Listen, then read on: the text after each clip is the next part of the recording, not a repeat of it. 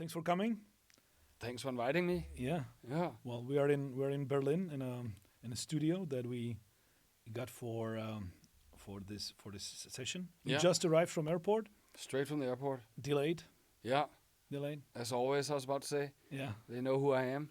Exactly. Yeah. Exactly. Yeah, but this time only for 1 hour. So Yeah. so no luck with Doesn't claiming. really do anything but annoying. Yeah. So, but Cool. no, got here. That's the most important. Excellent. Yeah. So just for people, this is Henrik Zillmer, founder and first CEO of AirHelp, company that is one of our portfolio companies. It's a company that the primary activity, I would say, because now we have more activities, is claiming for, let's say, the compensation for delayed flights. Yeah. So let's jump straight into it. Yeah. Yeah. Good. So how did this whole come about? Why AirHelp? Like your background is you were an army officer. As I understand. Yeah. You were in Rocket Internet, Yeah. which obviously had a reputation for, I would say, let's say, copying businesses that work well in other countries and then being very aggressive in pushing them in emerging markets. Kind of a very, let's say, fast-paced environment, I guess, there. And then your background is that members of your family are actually pilots, so on the other side of the equation of your activity, and then some are also in the legal profession. So, like putting all these three together, it almost looked like you were on the way to start AirHelp, like from the very beginning. But what had the most influence, you think, and or maybe now, like with the hindsight of this 10 years, what do you think was the most important part of that puzzle? So it's the origin story of AirHelp that you're asking for, right? And you might be right now that I'm looking back at it. Maybe, I was the chosen one to do exactly that business model because I had all the building blocks that was required. But actually, the idea came back in 2011, 2010 when I was working for Rocket Internet. So big German accelerator/incubator, raising a lot of money and starting e-commerce business models all over the world. And I was in Asia at the time for a couple of years, starting Zalora, which is the Zalando, just for Southeast Asia. And of course, flying back and forth from Berlin a lot too, because I was building the web shops, I was part of the product and tech team. I was delayed all the time with flights, right? And sometimes delayed so much that I would miss the entire meeting that I was going for. Yeah. Right. And I was, partly frustrated, but also curious to understand, like, why is it that, there's no refund here or claim from the airline because I'm not informed about anything. Yes. So I was experiencing it myself, pain and suffering. And as you said, my family is full of pilots.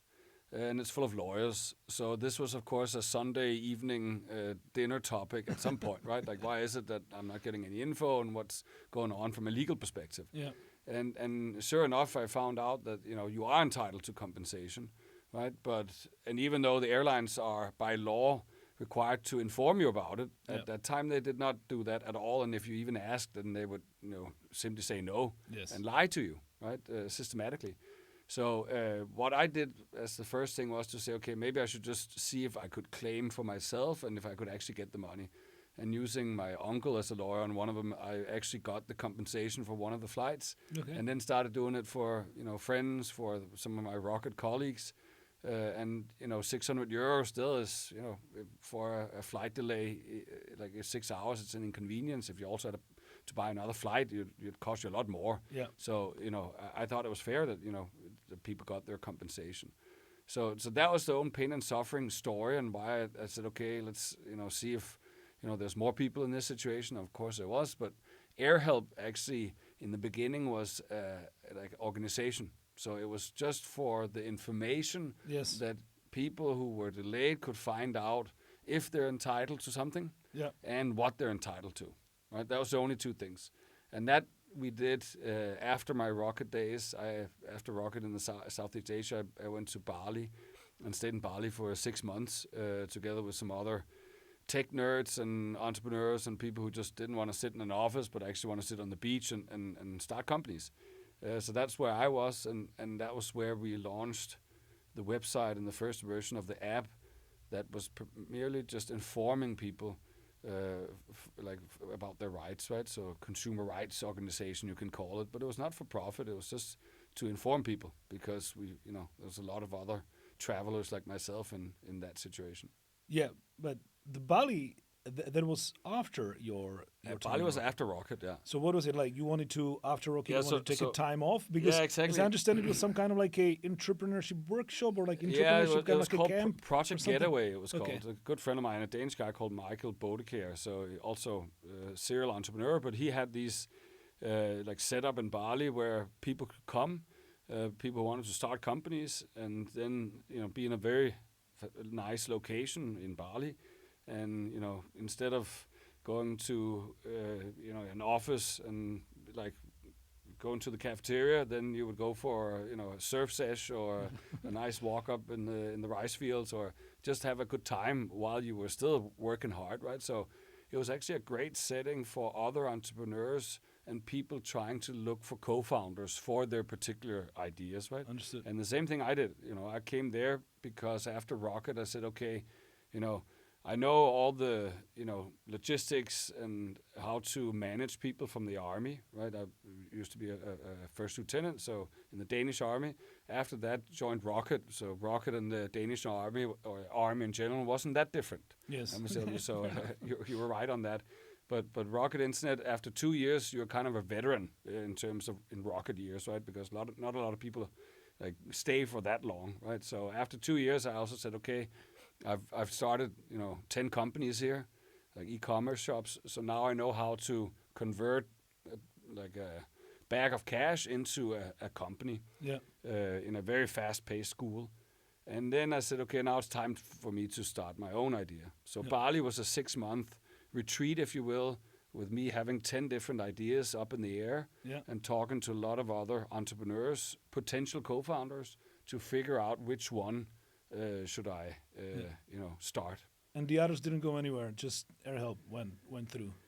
So I did the mistake in the beginning, thinking that I could start 2 or 3 companies at the same time. Yeah. And a lot of entrepreneurs think they can do that, only to then realize later, I actually have to put all my focus in one thing, or else I'll just be doing 3 things, equally bad. Or because if you don't do, other people will put the focus on. Exactly, right. Yeah. So then I'll just be doing 3 things semi-good instead of doing one thing very good, or be the best at that, right? So that's what I also came to realize after, very shortly in the first year, that this was kind of the one, because I think were destined to do it. Yeah, but I also think we hit a nerve, right? Yeah. Like because there was millions of people who were experiencing flight delays, right? Yeah. And it was unfair because they were just being ghosted by the airline. So once we actually came out and got some press about the idea, and in the beginning, just here's a little gadget you can use when you're flying.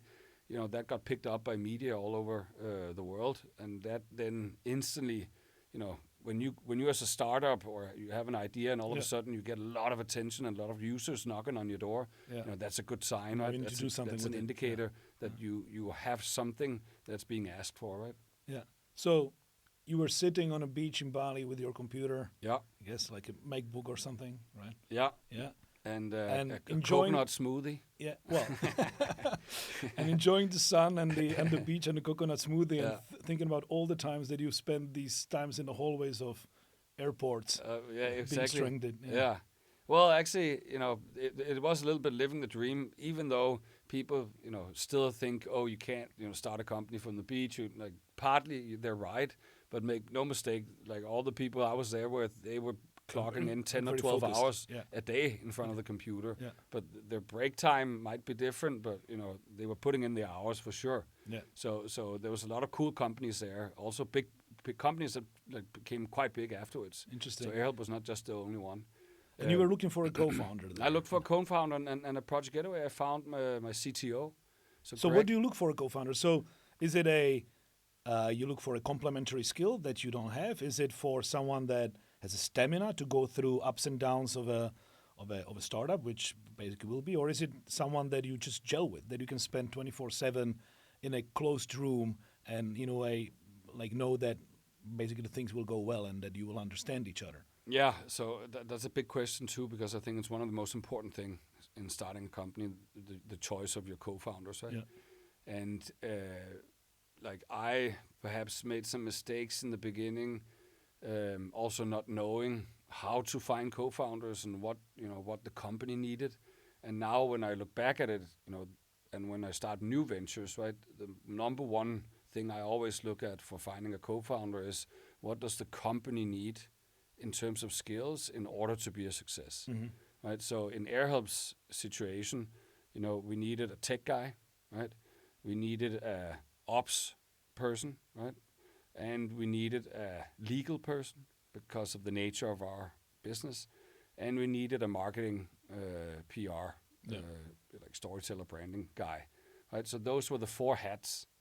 And the first, so I said, okay, I have a computer science master, but I'm not a coder, right? I have some form of marketing understanding and storytelling and that kind of thing, but I don't have any experience working with it, right? And from a legal perspective, well, I'm not a lawyer, right? Yeah. So what role could I take if I'm the CEO? Well, then I have my ops from both Rocket, but also from the Army, and I have a passion for product, which I've always been interested in developing cool stuff, right? Okay. So that was the hat I took on, and then I said, okay, what are the other hats? Well, the CTO was important because in order for building the website, the app, then he needed to be on board. So he was the first co-founder to join, Greg, South African guy. And then a Danish friend of mine from back home who I knew from way back, who had been running his own marketing agency for 10 years, was like very eager when he heard about the idea and could see that I was working on this to also jump on board. Yeah. So he became the marketing guy and the branding guy. And then the fourth guy who wasn't a co-founder because in between Y Combinator came along, but the fourth kind of guy we got into the inner circle or the management team was the legal guy. Okay. So then we had the 4 people we knew, right? And then after comes the CFO and so forth, right? And then all of a sudden you have a whole management team where all the hats are occupied. Yes. But in the beginning, of course, we were wearing many hats, all of us. But the core team was the CTO, me as the ops CEO, and then Nicholas as the marketing. So it was just us 3. Okay, so it's a complementarity of the skills, basically, you say. It's complementary skills, and one of the mistakes I see, like which I also did, so there was people in the beginning who also joined the team briefly, but then we quickly realized, this doesn't work because we're not like they're doing the same thing that we can do. Yeah. Right. So we're actually stepping on each other's toes. Understood. And even though we've been working together before, we know each other, even though, you might be friends as well, then it just doesn't work for the company. Mm-hmm. Right. And I see a lot of founding teams choosing someone who can do the same as they can. Okay. Mm. And it's not, and it might be great for them, but it's not the best decision for the company. And that's what you have to change your mindset about. Right? Yes. Also for you to have someone to challenge you on different things, right? Because if you're all just, doing the same thing and seeing the world the same way, then chances are you're not going to catch mistakes if there are some, or make the right strategy for the company, right? So you need a little bit of a diverse thinking that will come from, complementary skills, right? So understood. So that's always what I look at. What does the company need to be a success, and then you choose your co-founders from that, right? Yeah. And then you chose, after I guess the initial period where you were a non-for-profit or more just like a information business or like an information website, in a way, making the world a better place, informing people about their rights. Then you chose to run it as a business, but you immediately chose to run it internationally, basically to launch it in several languages, not focusing on a specific market. So can you talk us through that rationale, and maybe would you do it the same way even today? Yeah, no, I would definitely not do it the same way. And it was a blessing and a curse at the same time, because back when we started it, so when we had all this attention, all these people coming to us and asking, for help, then we realized, okay, they can look it up themselves, but they're not willing to put in the time to fill out the forms, to send it to the airlines. Yeah. So they were coming to us saying, can you please do it for us, right? And in order for us to do that, we would have to hire people and start doing it. And then all of a sudden, we had to start charging a fee for us doing it. And that became the whole no-win, no-fee model that you have seen in litigation or in the legal industry.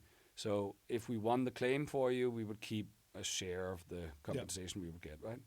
And once we did that, then we started having funds to build the systems around it so we could automate a greater part of it. But we realized that a lot of the customers were coming from all over Europe, right? Different to if you start a company in America, everyone speaks English, or for that matter, China, everyone speaks Chinese. In Europe, it's a little bit different because there's 15 different languages, right? And if you want to help them all, and by the nature of what we did, the air passenger rights were born in Europe. Yes. And then they started spreading to the rest of the world. But they were born in Europe, and that's where they solidified the most. So that was our focus to begin with. So even though we sat in Bali, our customers were not in Bali, they were in Europe.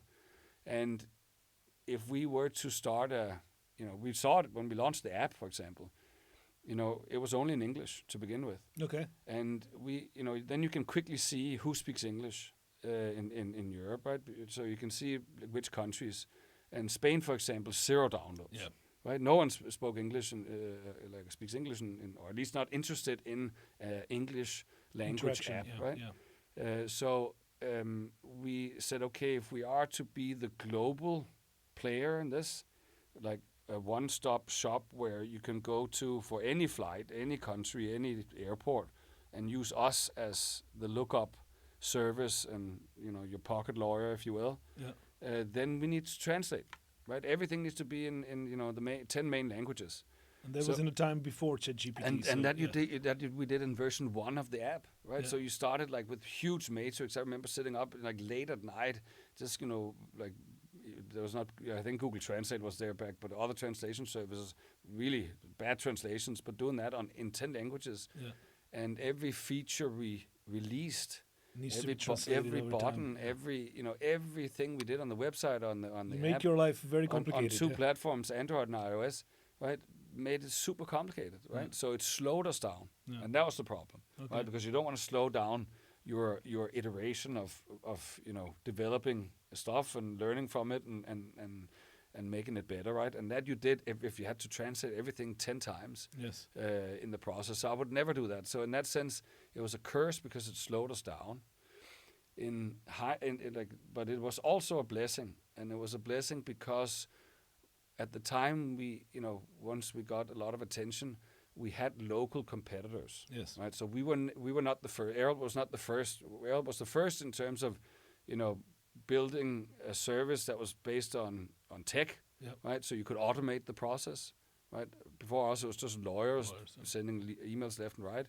And then, of course, we were also the first to do proper online marketing, right? And make our presence established and also do a lot of PR and that kind of thing. That didn't exist before because lawyers are they don't know any marketing and they don't know any tech either. So, they needed those 2 components in order for it to scale, right? Yeah. So that was what we did. But there were local lawyers in each country that then started to see, there's actually a market here, and they became local competitors.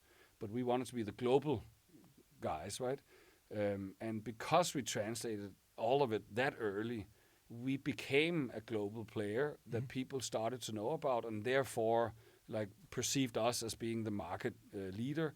So it was, kind of a way that it pushed us into the seat we wanted to, even though it was really frustrating in the beginning that we had to go through these translations again and again and again and again. And I actually think at some point we rolled it back and said now the app is only going to be in English because we can't we have so much stuff we're developing right now that we can't translate all of it. And then we lost some customers in that way, but then later on we came back. Today I think it's in 23 languages or something like that. Yeah, well, this time around also you would have it much easier with AI tools that can translate for you, right? That would have been a consideration. That would have been much easier, for sure. But you are international not only with your reach, but also with your team and as a company. Yeah. You are from Denmark, but you are not a Danish company. You live in Portugal, but you are not a Portuguese company. Either. You were funded by U.S. investors, but you are not a U.S. company. You are, what, are you European or international? Yeah, it even doesn't matter. Right? I always said to all my employees at AirHelp that we were always a little bit the odd kid in school, right? Because we couldn't really be pinned down to one or the other, right? Yeah. And that goes with geography, but it also goes for our business model, right? Like, is it legal tech? Is it insurance tech? Is it consumer rights? Is it like what is it, right? And for the geography of where we were based, well, considering that the company was birthed in Bali, right, is kind of gave the most improbable place for it. Yeah, exactly. I can tell you that no one moved to Bali for a tech career, right? And startup career. So I think from the very beginning, we all agreed in the founding team that this was a remote-based company. So we didn't want to all of us sit in the same place, all the time in an office, and this dream would be possible, right? It was possible. So the notion of the Bali, of sitting on a beach and actually working for a company that kind of that was a great motivator if you want to recruit people to your project, right? And you can't pay a lot in salary, and you can maybe give some in stock, but like that's pretty high risk for a startup, right? Still, so then the location of working from the beach is that is some, like, a lot of people would find that very interesting. And that was before COVID, before it was normal in a way. Exactly. Well, yeah, the whole 4-hour work week and working remotely, I think, like, came maybe 10 years before that, but not a lot of people was kind of living that nomad lifestyle, right? So that was what we were going for back then. And it was also great until we hit, I would say, about 20 employees or 20 people. Then it became more difficult because, in the beginning you have to run very fast and you're building the culture of the company. Yeah. Right? And that is more difficult if you're only doing Skype calls at the time. Yes. And if you are to build a relationship with the people, because those people will be your lieutenants and sergeants, and they have to teach, their employees and so forth. So I think it was great in the beginning, but at some point, we had to kind of rein it in and make some hubs, not one, but we had several hubs, and that would be, the main headquarters of the company, right? Okay. But that was fine. That was great. It was a super exciting time in the beginning years, right? Yeah. And I think, once we moved from Bali, and we actually didn't move from Bali back to Europe, which was also the irony, because you would think, that's where the market is, but we made a detour and going to America first. So that hence your comment that you're saying, okay, you started in Asia, but all your investors from America, right? And then, your people or your employees are in Europe, right? So to make the confusion complete. And the business is also mainly European in a way, like in terms of the claims. Today, I would, we have, like, our customers are from 135 countries, I think, but 70% of our business is European, and 25% US, and then 5% rest of world. But that's just because of the air passenger rights and their development. So how does a company that is focused like this get into Y Combinator, that is a US West Coast accelerator? In a way, a European-focused business because it's linked to regulation that came from Europe. How was it picked up by a West Coast accelerator? It's a very good question, but they must have seen something they liked. Okay. But that was also, a long shot, sitting in Bali, writing the application, me and Greg. So the video that you submitted, that was from Bali? That's from Bali, yeah. Okay. Yeah. That's from I think it's from an apartment, Airbnb, or like me and my CTO sitting inside doing a pitch. Yes, I saw it. I was laughing. Yeah. Okay. So it's just me and my CTOs like submitting the application, and back then, 20,000 applications, like 60 companies get in 2 batches, so 120 companies get in out of 20,000 applications, right? Yeah. So really difficult to get in. So we also said, okay, let's just try it. We're not going to lose anything from it. Yeah. And then we were very lucky to be invited. Yeah. And you get an email saying, hey, we want to see you in San Francisco. And it's not like, next month. It's like, we want to see you in San Francisco on Tuesday, right? Okay. Like, you don't even get a week, right? So we had to what are we going to do? We have to go, but like a flight from Bali to San Francisco and like hotels and back again, that was the last of our, of the budget for what we had for this project, right? We hadn't raised any money at that time. But of course, when Y Combinator calls and Paul Graham, who was president at the time, we had to go, right?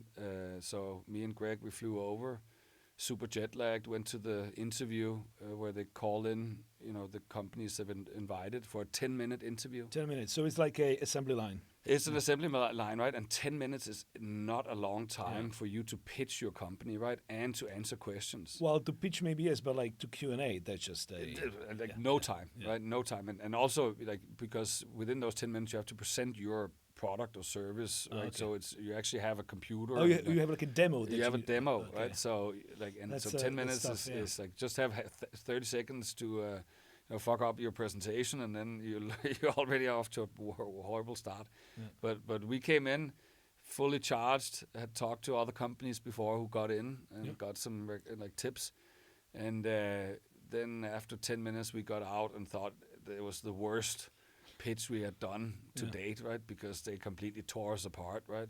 And this was, Paul Buchheit, the founder of Gmail, right? And, Sam Altman, later founder of Loop back then, but later became the president of YC and now OpenAI, right? Who else was it?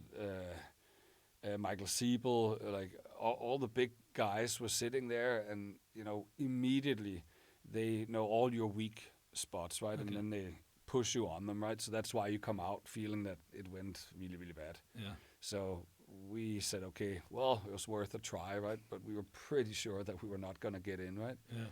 And then they tell you when you leave, okay, if we give you a call, then you're in. But if you get an email, then you're out, right? And then we hit the bar afterwards. We sat there in the evening, and then sure enough, we got an email. And then I was like, okay, well, that's it. We opened the email and then said, "What? We lost your phone number. What's your phone number?" And then we said, "What?" Gave them a phone number, and then they called and said, "Okay, we would like to invest." Perfect. So they have thought it was a, great new business model that they could see, being applied to many different verticals, not only travel. Okay. Right, where you would go in and through tech. And big data, which was, kind of the big thing back then, access all the injustices. And solve a legal problem, basically. In different verticals, and then from there, go in and claim or, file a dispute or get something back for the consumer. Yeah. So from a consumer perspective, an interesting model that they hadn't seen only in traditional legal work, but not with technology powering the whole thing. Yes. Where you... In a way, condense the legal case into a code. Exactly. Yeah. So we, of course, quickly named it Justice as a Service, right? Jazz back then. And that in the Silicon Valley mentality to make the world a better place, probably. Yeah, resonated quite well. And very much aligned with Y Combinator's motto, right? Which is to make products that people want. Yeah. Right. And that was really something to stand up for the user, right? Against either large corporations, could also be the government or state. It could be many different, Goliaths that we would be challenging through, consumer rights. Yes. In the meantime, Sam Altman is part of one of the Goliath. Now he is so on the other side of the table. Yeah, exactly. So how was it? How was he then? How was it working with him? How is he in private versus what? Obviously now a worldwide fame. Yeah. Obviously anything that will not compromise you. I think there's many other Y Combinator alumni who has also been talking about him. So I think a lot of info is out there. He is a man of few words, I would say. Like if I compare Paul Graham, for example, to Sam Altman, Paul Graham much more approachable, much more engaged in terms of recommendations and interested. Sam Altman was more like bada bing, bada bing, bada bing, on to the next, right? So can seem very cold at time, but also you get an impression that, his computer is running twice the speed as the rest of us perhaps, right? So therefore he just wanted to make sure that, he could give as many startups as much advice as possible. So you never really had a lot of time with him, whereas Paul Graham would take his time to talk to you and go for a walk or whatever. But once we get into the demo day prep and the raising the round after demo day, where you have some months after you present the company to all the big investors of Silicon Valley, then he was very helpful. Okay. I would say his expertise was perhaps not so much in the preparing us for the investors, but more in the negotiation with investors afterwards, where he was extremely sharp and knowing in terms of what valuations we should work with, what to communicate, if we should hold, if we should say yes. Like, every time we came to him with questions, he would have a very clear answer and very fast as well. So it was almost as intuition told him exactly what he the answer should be, and he was spot on. Like, when we raised our seed, our lead was Costler Ventures, and back then they were kind of lowballing us on the valuation, and of course, eager as we were, junior founders coming to Silicon Valley. Oh, there's one of the big guys who wants to invest. We take it, right? That that would be the first impression. But he was very firm, same Altman, in his advice, and saying, no, you say, like, at the time we raised at 13 million valuation, right, on a seed, and back then that's a pretty big valuation, right? Even for U.S. Silicon Valley terms.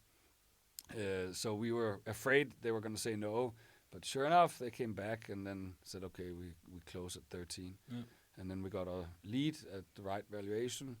And then after that, the round quickly filled up, right? Yeah, after Costler, everybody came in. And that was a great moment for us because, we had been pretty much struggling.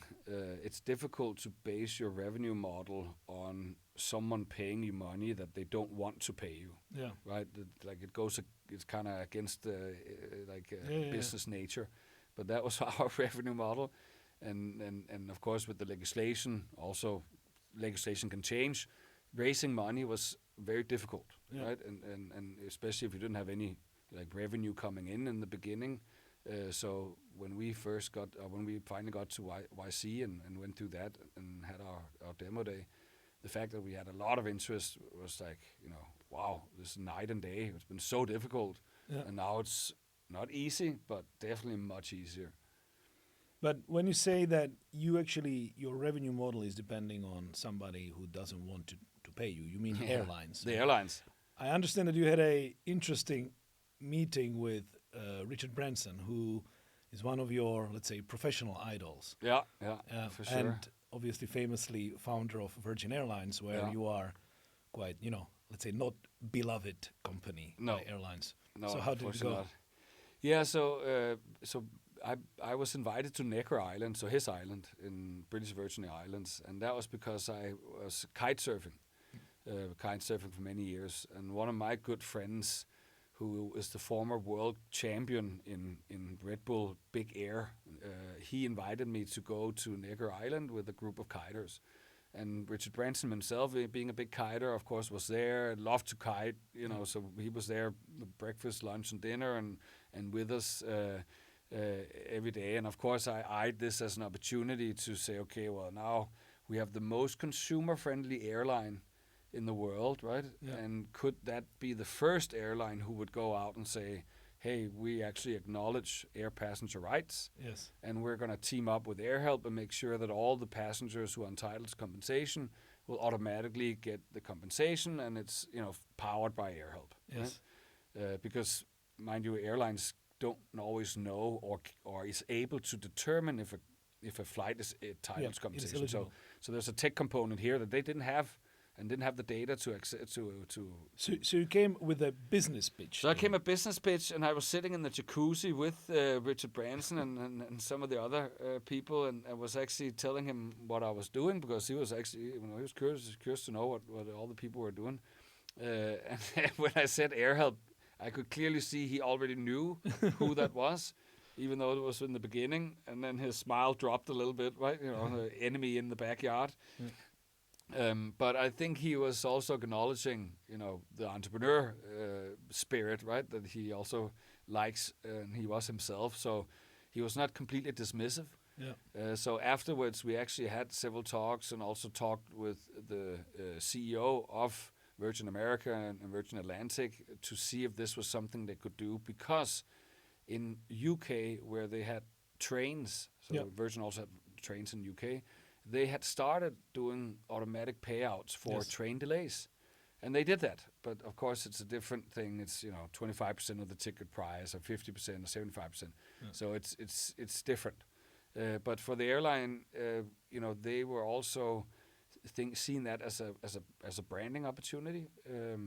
But at that time, Virgin Airlines were bleeding money, and in the end, that became the reason that they said no, because they were already losing a lot of money per seat booked on their flights. So they couldn't. They were not in a position to like lose. And later on, they also sold Virgin America, but they're not dismissive. But it's kind of crazy going to Necker Island to the owner of an airline and trying to pitch an idea that basically will cost them more money than earn them money, right? So it didn't work out, but that was the that was the spirit. Well, at least good courage for the trying. Yeah. But ultimately, AirHelp does have a vision to actually help the airlines do this, because sooner or later they will need to be paying this. So, and they also spend a lot of money on processing the claims. Exactly. So if they can do it in combination with you, where you do it much more efficiently, then well, I'm not sure if I would call it win-win, but almost like admitting that this is not going to go away. So let's make it more efficient. Yeah. But there aren't yet like proper implementation of this. No, but our mission from the very beginning, also connected to that we started as an organization, right, was that one day, if we became successful enough, then the airlines would eventually open up the floodgates. Yeah. And then say, okay, now everyone knows that there are air passenger rights, and everyone knows how to claim it, and we can't, be pushing back on this with our legal team or our customer service, because people are getting pissed and they are able to go and get the money then through legal methods, right? So we hope that one day they would simply give up the fight, and then we would have won, right? And then you can say, what would our business model then be, right? But at the and still is today, if the airlines ever want to outsource or give us the task of processing these millions of claims, we have the systems to do it. They do not, right? So what you saw, like when the Montreal Convention was implemented in the 90s, saying that, okay, now you have a claim if there's a delay in your luggage, an example, right? The airline said, okay, we have to abide this law. We can't fight it anymore. And then what they did was to outsource it to different claim management companies, right? This is not very different than that situation where eventually you would have enough people and the push or the pressure would be too high, and then they'll say, okay, we have to outsource it to someone who can deal with all these claims. But the strategy up until today, for the last 10 years, has been to slow down the industry as much as possible, because end of the day, if we open up the gates, it's going to cost us more money than what it is today. So kind of like pushing the can down the... exactly. So for the time being, the strategy of the airlines is still the same. We just ignore, and then we know that a lot of people don't notice. A lot of people will give up, and then we don't have to put in more money into this. But one would think that, let's say, the cost of the claims or the claims themselves, there can be insured, whereas the cost of processing the claims that cannot be insured. So like that's in a way kind of a embedded cost in the airlines. Yeah. So if they would understand that actually the claims, they can maybe even have an insurance product against it. Yeah. Whereas using companies like yours to reduce the cost of processing the claims, then they could do both, right? Like they could run the math, and at the end, it might not be such a bad impact. It may be actually the opposite. It might be actually positive impact. I think the numbers, you get to a certain tipping point. Yeah. Right, and that calculation is exactly where you would say, okay, now it doesn't make sense anymore for us to push back, because it's costing us more money in processing the claims very manually, by the way, right? Yeah. If you look at the processing cost of a claim, our cost is 1/10 of what the airlines are paying to process the claim. Yeah. Right? 1/10, because most of our claim processing is automatic. Theirs is not; it's manual, especially also in the legal way, right? So you can imagine who's going to win that race, right? It's only a matter of time before the awareness and the amount of claims is going to be so big that they say, okay, now we've passed a tipping point. Now it's cheaper for us Yeah. actually Exactly. to just open up and say, okay, we outsource this. Now we pay a tenth of the cost of the processing cost, but then at least they're taking care of it and the customers are happy. We don't have to deal with it. But it's an interesting point that we are now more than 10 years into the regulation. At the beginning, you were more, let's say, PR marketing than the online marketing. I kind of seen some stories about PR stunts at the airport that you were running that was around in the beginning. Yeah. Boots on the ground, Yeah. bootstrapped and boots on the ground. Yeah. Yeah. But still, we are now basically more than 10 years later. And even if I speak to people, a lot of people, there is one response. I had no idea that such thing exists. Yeah. Yeah. How is it possible that even if one could even think that, okay, airlines can somehow control the narrative, Yeah. but then you can do that once you have concentrated narrative in mainstream media. Yeah.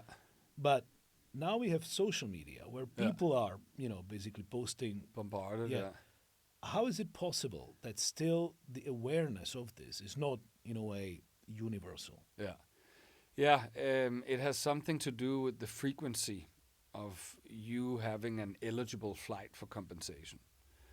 Because it's only 1% of all flights that are eligible for compensation, roughly, right? So you would have to fly 100 times to get one claim, right? Which is not a lot, Yeah. right? So you and I may be flying a lot, right? So let's say we have a claim every 3 years. We'll remember that, right? Yeah. But if you're not flying a lot, right? Maybe you have one claim. Maybe you have 2 claims within a 10-year period, right? And do you remember then what was I entitled to again and how much was I entitled to? So in a way, we have to reacquire our customers and inform them again about their rights, right? Yes. So it's a slow process if you are also the only one kind of pushing it, because the airlines are not going out of their way to inform you about your rights, right? The EU enforcement bodies or the local enforcement bodies around the world are not very good at running marketing campaigns and making sure in the moment that you need to, figure out how to claim and how much you're entitled to, right? So it's kind of left to private initiatives as us to inform people. And I would still say, back when we started, you had maybe 5% of people who knew, there was some rights, not what they're entitled to, but knew that they may be entitled to something. Yeah. Today, I'll read this recent study here last year, which we did, saw that 40% people, like some 5 to 40%, so 10 years later, 40% people know that there are rights. Yes. Right? And then, some of them claim, and in the end, only 15% actually get the compensation that they're entitled to. Yeah. Right, so out of all the people, only 15%. So we're still at not at the beginning, but it's a different industry because you are looking at a legal industry in that sense that you have to, get the claims, convince the airlines. If they're not convinced, go through a legal proceeding, then get the compensation. The customer then says, "Oh, I finally got my compensation. It took a year, but that's something, that's the cycle sometimes. Then I'm going to tell my friends and family." So you see the whole cycle of word of mouth is just much slower in our industry than it is in, if it was selling shoes in an e-commerce store and I had a good experience and then, someone else would buy a shoe next day because they wanted shoes. Yeah. It's different when you're selling a product that only 1% of travelers can use and then afterwards have a good experience and share with others, right? But we also started TV here in Germany, like back when we really raised our Series A, Series B, and then after Series B we said, okay, now let's really go out there and inform all of Everybody. the world, about their rights. Yeah. And we put in millions of euros into TV advertising, radio, YouTube advertising, like social media. Like we spent more on marketing, like in 2019, than we've ever done in a single year since. Yeah, and then right? COVID hit. And then you couldn't imagine a worse timing, right? Because this was, 2019. So right when we went into the time where, okay, now we need to harvest all the fruits of our investment, flatlined, crashed completely, right? So it was the worst timing, but that was where we went in and said, okay, even though we're going to do a TV advertisement campaign, it's going to be very expensive, and we know that only 1% is going to have an entitled claim, but we're going to lose money on that. But this is us investing in, the awareness of everyone and the brand of AirHelp, so that once they experience it like an insurance claim, then they would know AirHelp is a place to go to. And then, of course, COVID hit. But you survived. And so coming back to maybe also the thesis that was maybe interesting for Y Combinator, and that was almost, let's say, automate a legal process, like put legal rules into code and then basically run with it, so that let's say the automation can do it much quicker, much cheaper than humans would do it. That obviously was your moat. That was, kind of, I guess it was AI before it was called AI. These days, I don't want to say that anybody can do it, but basically the ubiquitousness of AI agents makes this process much easier for somebody to start a company like that. Because generally speaking, claims business is probably not a difficult business to start, because it's very intuitive and very simple. It's very difficult to scale because of the automation. But now there is tooling available to scale. Aren't you afraid of AI native competitors?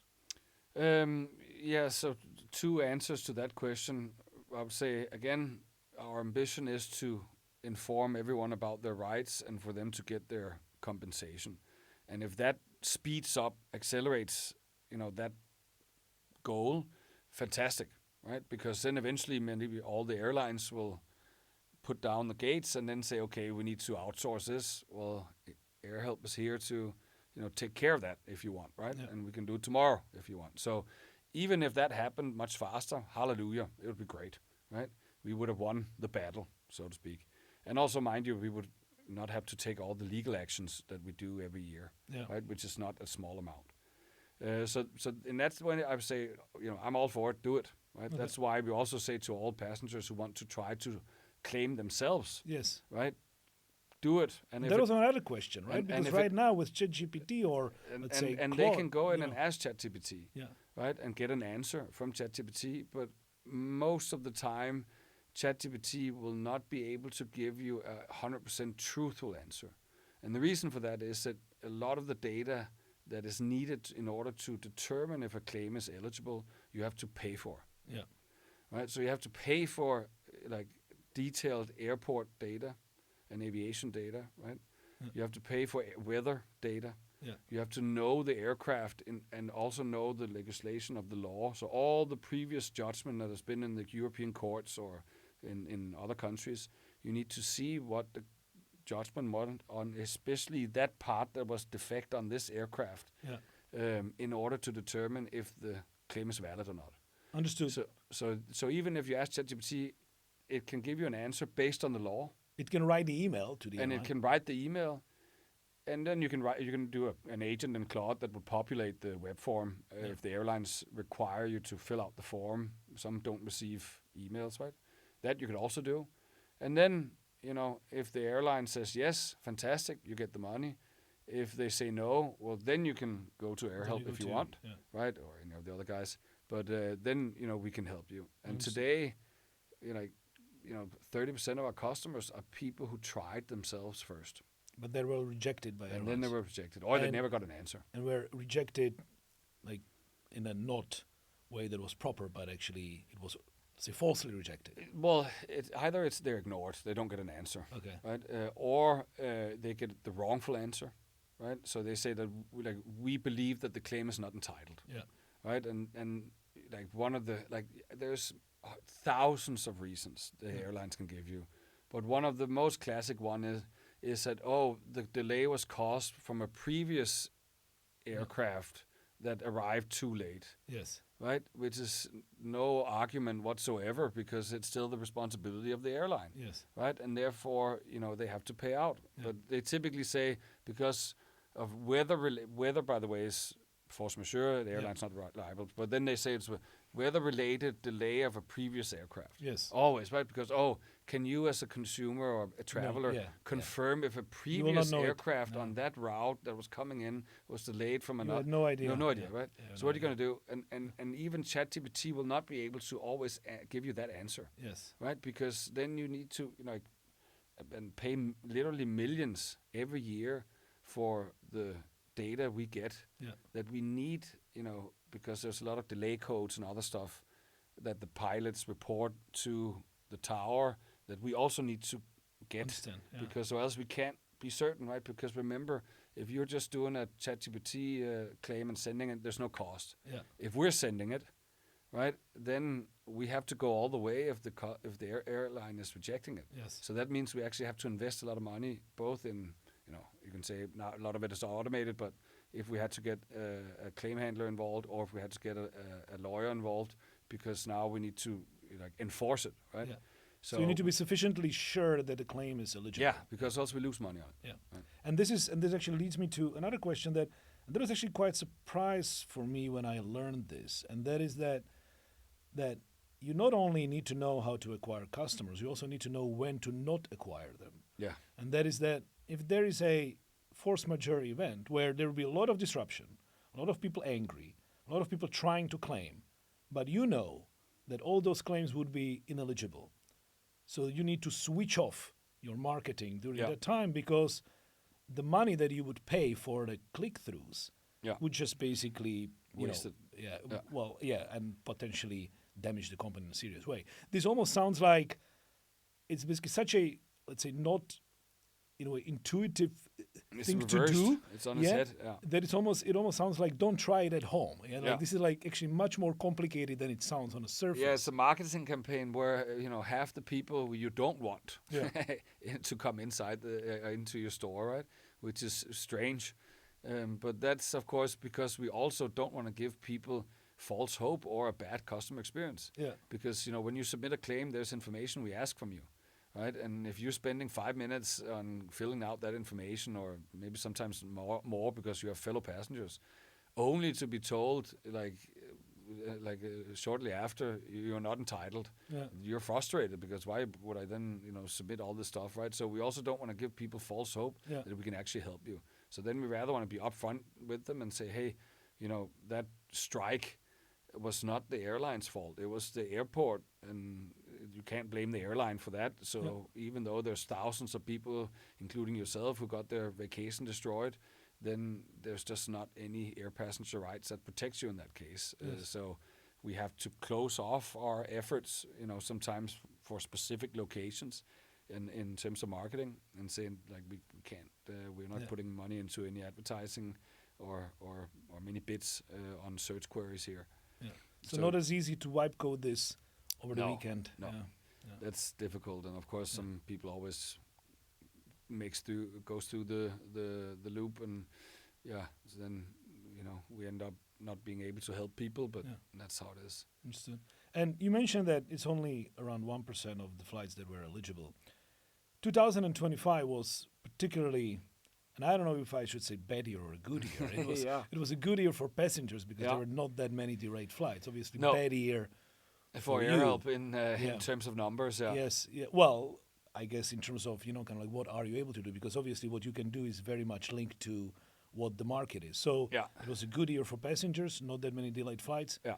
Not that great year for company that is in a way feeding off these delayed flights. So how do you how do you see it, let's say, for the future, maybe let's say protecting AirHelp against these volatilities of the market? Yeah. So what we saw in 2025 was that the market supply and demand were finally starting to meet each other after the COVID years, right? Because the COVID years meant that all the airlines reduced their fleets, they laid off thousands of people because there was no one was flying. And once the world opened up again, the demand side came back very strong. Revenge travel, we called it, because then all of a sudden people who hadn't traveled for 2 years, they had to come out and they wanted to travel. But the supply side was then trying to catch up. It was easy to let go of people and to downsize your fleet, but it takes longer time to expand it. So we had more demand and less supply, created a lot of congestion, and we had some golden years in that sense because that meant disruptions. Yeah. So 25 was the first year where we were back at somewhat same levels as 2019. Yeah. So it took 6 years for the industry to come back to how it was before COVID. Yeah. And that year 25, then, nice weather, no strikes, supply met demand. So everything was just kind of smooth sailing, which was great for all our passengers. But of course, less disruption means less business for us. So that was a little bit of a challenging time, but also knowing it's macroeconomic. Some years are good, some years are bad. That's just how it is. I was even a statistic that it was even the lowest number of eligible delays over the past decade, even like from before COVID. Because I think so, yeah. So there was just not a lot, and when I say it, not a lot, we still see it as this. As I said, 15% get their compensation. Yeah. There's still 85% who didn't get their compensation, also in 2025, right? Yes. So can we somehow get hold of those 85%? Then we still have, a 6-7x market opportunity compared to where we are today. So that's still something we're always working on to get more people to come to us and convert in the funnel and give us the chance to go and claim the compensation, right? But I would say when you look further out in the future, it's nicer not to be dependent on disruption. Yeah.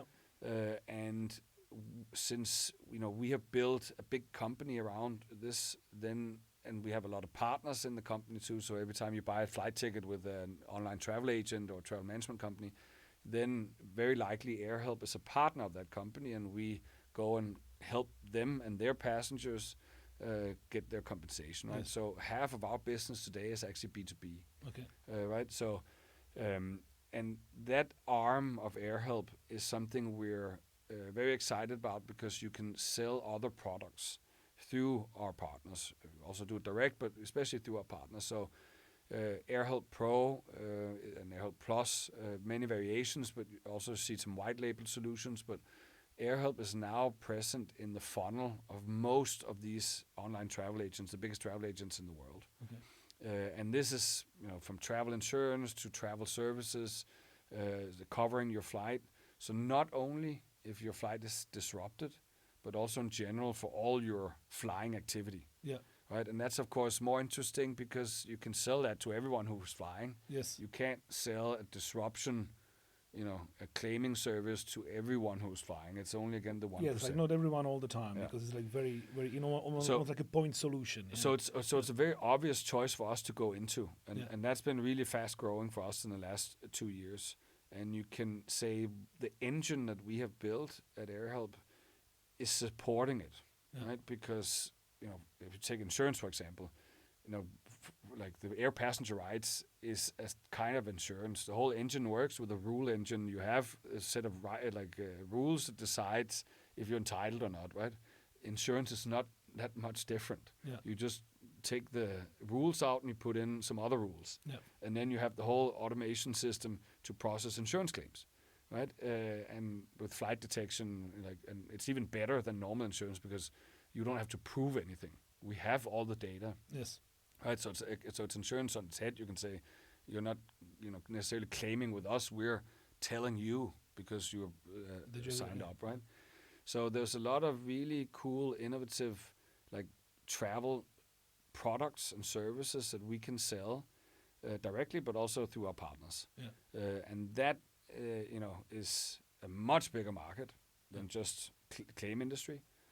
But we had to go through the claim industry, and we had to get the position we have in the market and the partnerships we have in the market based on the claim, the flight claims, in order to have the position we are in now, where we can do a lot of other products that I think is going to really accelerate AirHelp to become much bigger than it is today, and not just 70% Europe, but the whole world. Yeah, and I have to say I'm actually also a user of AirHelp Plus, of the subscription, and I think it was a very clever way how you sold it to me, because I claimed through AirHelp, and then when I was getting my compensation for the claim, it was asking, okay, do you want the full compensation or do you want a minus 20 Yeah, pounds or something? Right? And, yearly subscription. yes, yeah. and then you get Yeah. a yearly subscription. So the moment you are receiving, let's say, 400 pounds, or you receive 400 or basically 380, then you are like very indifferent. So I think it's a very,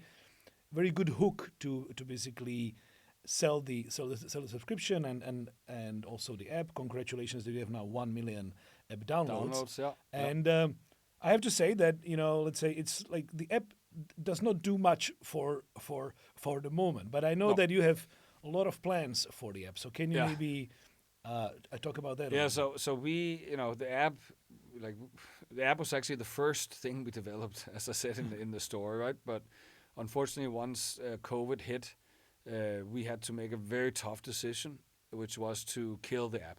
bit? Yeah. Because the mobile team, both Android and iOS, they were considerable size, and that was a time where we really had to cut to the bone.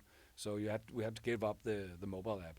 So the whole team, both teams, went, and then once we came back, we then said, okay, now we develop a new app. Yeah. Right? So that's the first version of the new app is what you're using, right? And yes, there's not that many bells and whistles yet, but it's definitely something that we're pushing a lot into because, of course, if you have it on the app, if you're in the airport, you're on the way, then if you want to be the travel companion with Yes. all the different products and services, of course, then you need it on your app, right? Yeah. So that's definitely our focus. But And I actually used it like that because I had all my flights in the app. So I kind of like Yeah. I could track that. Okay, when is the next flight and all of that. Yeah. What would be cool if I could actually check in from the app so that I don't need to Yeah. go to the website of the exactly. It just Check in, choose your seat, upgrade if you want, right? All this stuff, right? Like if you want to already book get an eSIM for where you're going, right? So you have internet when you get there, or buy internet on the flight that you're on. Yeah. Like there's many different services you can put into the app, right? And there are companies, APIs doing that today, and that's also where we're going, right? Because we have, I think somewhere between 25 and 30 million, email addresses of people who have come by AirHelp over the last 12, 13 years. And used our service in one way or another, right? Like those are all the people who are travelers who we want to say, hey, download our app because you can manage your travel through this app, right? And if something happens, we actually notify you. You don't have to notify us, right? So we also try to get people to share their flights with us, Yes. right? And that can happen automatically if you give us access to your calendar and we can see your flight bookings. It can also happen by you sending it to us manually. But I hope one day everyone who uses AirHelp will trust us enough to share flights automatically, so that you don't have to worry about a thing, and you get the products that you're interested in, and you can book the products and services through that app instead of having to go to 10 different sites. And also, by the way, if you try to do it on a airline website, that can be a very painful experience. Yes, right? and every interface is different. You need to always learn the new. It's just like it's a pain. If it can be done through one Exactly. app, it's just much more convenient. Quite a journey to do from a beach in Bali, right? Yeah. Well, that beach is still there, so we'll come back to it at some point. But no, it was. And of course, in the meantime, you passed on the reins to Tomek. So yeah, you passed on your baby to a new foster parent. Yeah, well, he was COO of AirHelp for 2 years before handing over, and those 2 years were the COVID years, mind you. So the fact that he didn't run away screaming in those years, because that was a tough transition, you can imagine, right? So he earned his medals, and on the other side, then it was the natural choice because he already knew everything about the company, right, and had proved his abilities. So he took over, and of course, as a founder of a company, it's always difficult to hand over your baby to someone else, because it will always be someone else, right? When it's it's someone who wants to go, take this road instead of that road, and do it his or her own way, right? So that is something that both you as a founder need to learn how to deal with, and now since running the board, then it's also a different role where you have to let the people who are running the company run the company and give advice and check in, but it has to be them running the company, Yeah. because else then you might be sitting there anyways, right? If you're just asking someone to execute what you're thinking, Yeah. right? So that's also a transition. So it's a learning process throughout, right? And that's been also very interesting to go through, especially also when things are going very bad and then things are going very good. It's very different for sure. But no, we're super happy with Tomek. Like he has done very well, and we've had some of the best years for AirHelp here after COVID, right? Yeah. And we believe that we got the best team now for the next phase of the journey. Cool. Looking forward to be a part of the journey. Yeah. Thanks very much for your time. Well, thank you for the invitation. Thank you.